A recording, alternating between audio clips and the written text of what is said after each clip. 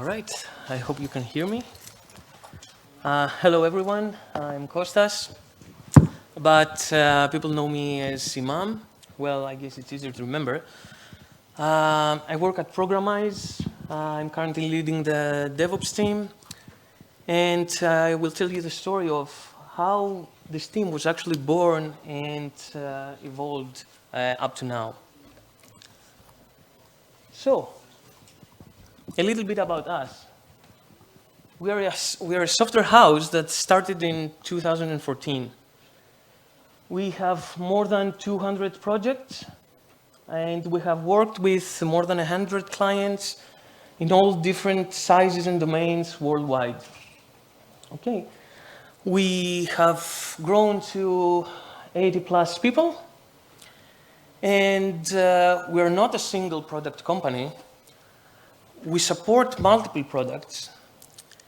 And our vision from day one was to become the first choice for every company that wanted to turn ideas to large-scale, high-impact, high-quality software products in a fun and creative workspace. So what about DevOps? Well, doing DevOps in a multi-product environment can be very different for doing DevOps for a single product company. And I'll try to highlight how. Okay. No. All right. So how did everything start? Well, we started from zero. Okay, no processes, no infrastructure, no tools, nothing. Then we had some small projects, some few projects, and we worked with a few technology stacks, like PHP, Laravel, and a couple of mobile app frameworks. Teams were also small, okay? They had pretty much their own way of doing things. They had their own way of communicating, okay? It was very easy to go to a colleague next to me and discuss the next feature, okay? As you may expect, there was no notion or any actual need for DevOps. We were just an administration team, and our role was mainly to support, other than define how exactly people work back then. The only thing that we did, we actually set up everything that the project needed to start with. Okay, we set up repositories, we set up environments, and all was done manually. Fortunately, we were proactive enough to also set up our ticketing system, which we still use, by the way, and in order to manage all types of different requests from different teams. Okay, and that was okay. But then, pretty early for us, the first large project came upon us. Okay, it was landed upon us, actually. Okay, we were fortunate enough to start with a full-blown security solution, a full-blown security product that actually wanted to help companies to control employee access to systems, internal-facing services, and applications. Okay. We started from scratch. We designed everything, we implemented everything, and infrastructure was in the house. Everything was in the house. We used AWS, we used EC2, EFS, and all kinds of stuff, Packer for virtual machines and stuff. Pretty soon, we started working with many companies from small businesses to large enterprises. And to install, what was our goal? It was to install and pilot the system for them. And it was actually pretty early when things starting to, we saw that things were getting out of hand. Okay, environments were very difficult to manage, deployments were very difficult to manage. And actually this was the first time that we used infrastructure as code. We used CloudFormation templates to describe every little piece of our infrastructure along with customer resources. Well, it was not long before we realized we were already doing DevOps, and we actually liked it. Okay, that was a key moment for the team back then. And as for the other projects, well, business as usual there, a simple backend, a simple database, a web app, a mobile app, all under control. All right. Now with time, the scenery started to change. We could feel the company growing. We saw we had like 3 projects per month, and actually we had 3 products per month.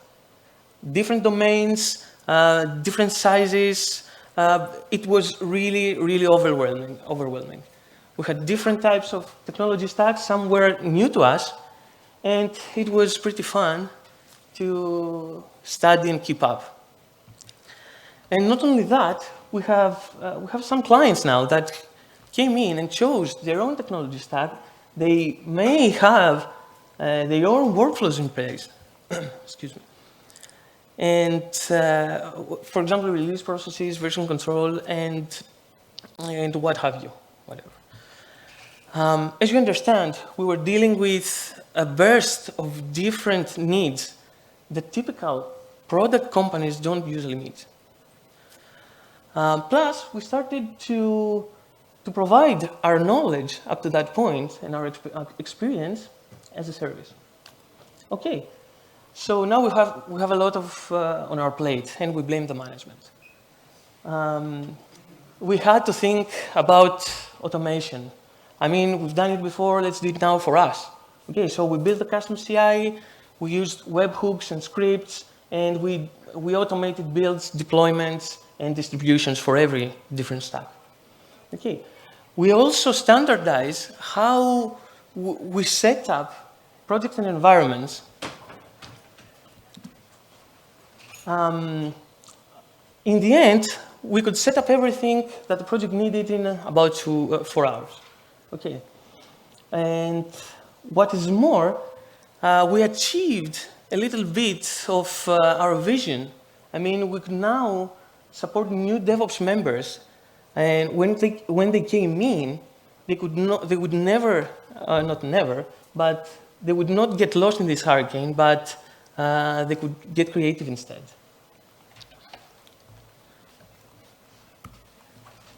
All right. And just when we thought things came to a balance, some very different products showed up and gave us the opportunity to explore, investigate, and build knowledge upon new technologies. For example, I remember a guy from Netherlands came in and asked us to build a document management ecosystem where people could collect millions of articles from different sources like web, RSS, social media, organize and use them to create their own content. A web app, a mobile app, a desktop app, where document indexing, event streams were parts of this beast. Okay.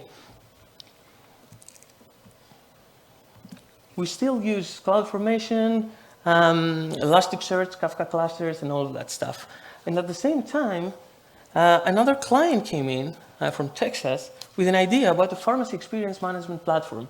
And then he brought along serverless. What? Okay. New stuff, exciting stuff. We have been using CloudFormation, we use CDK, and then all of this beauty.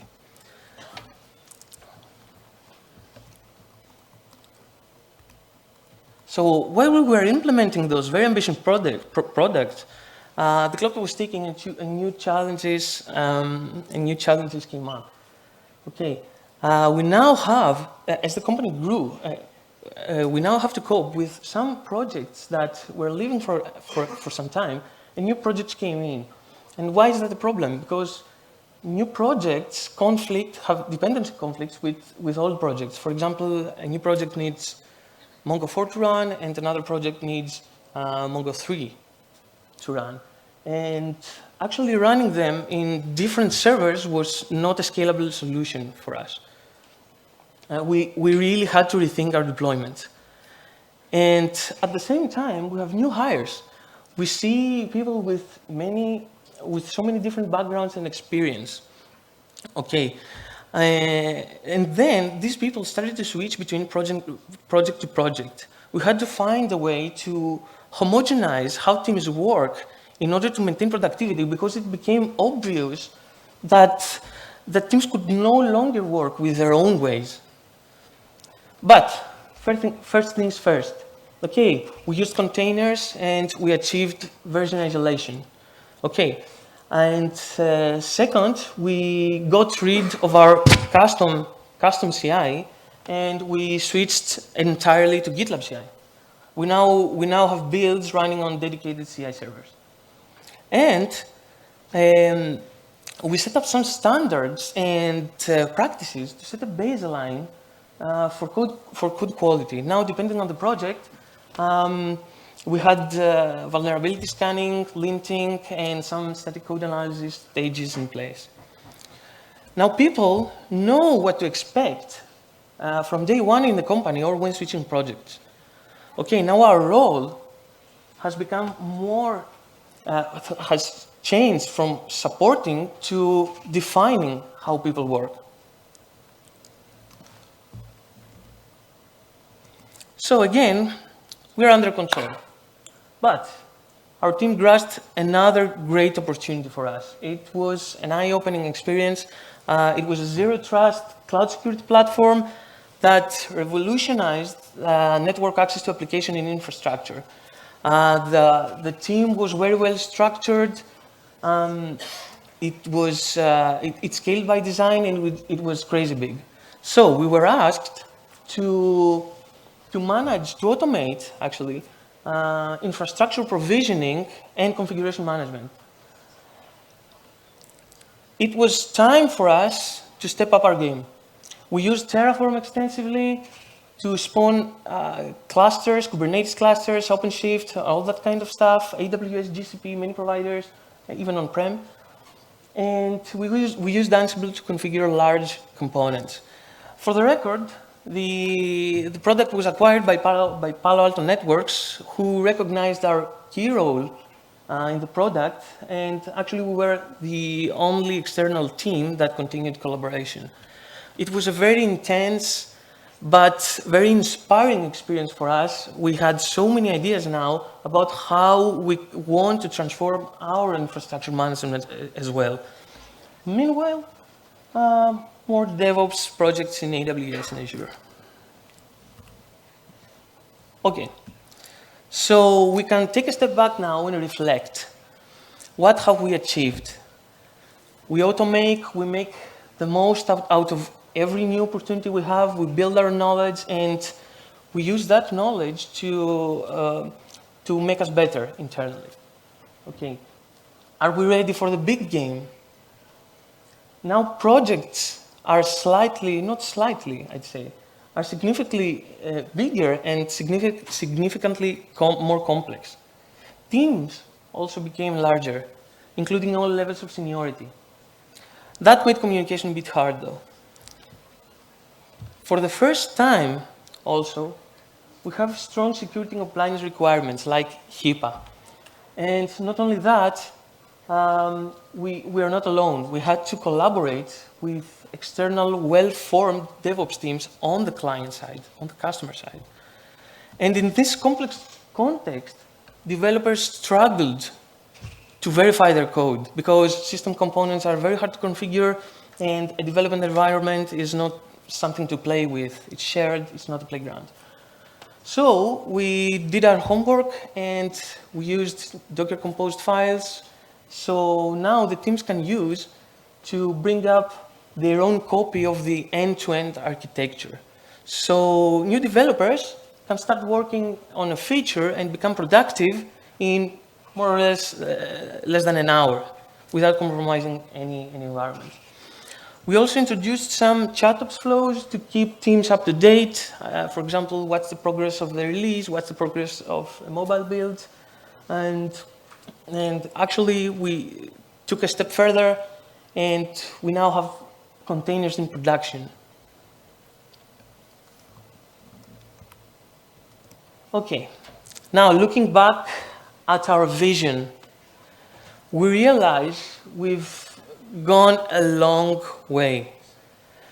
We built a digital therapy ecosystem with strict security and compliance requirements. We even got certified by third parties. And we used a ton of technologies. We are proud about this. Why? Because it potentially it can influence hundreds of thousands of people out there. We are very happy, and it feels nice to know that this very moment we help people in a way. It has a high impact. And right now, all this has built up our confidence and skills to move to the next level.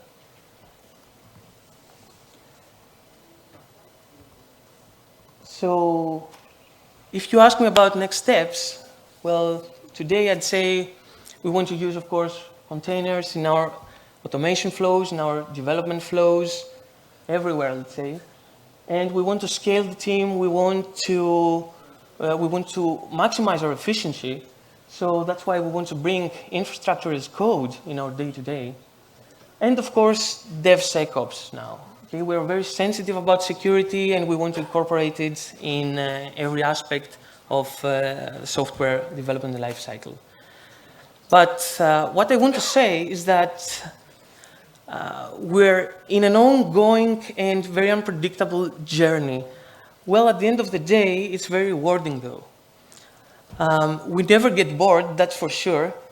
We embrace challenge, we welcome it, we accept it. We never cease to learn, and at the same time, we have a lot of ideas. So we'd like to think today that our DevOps team plays a key role, is the backbone to how projects and people work in Programize. Thank you.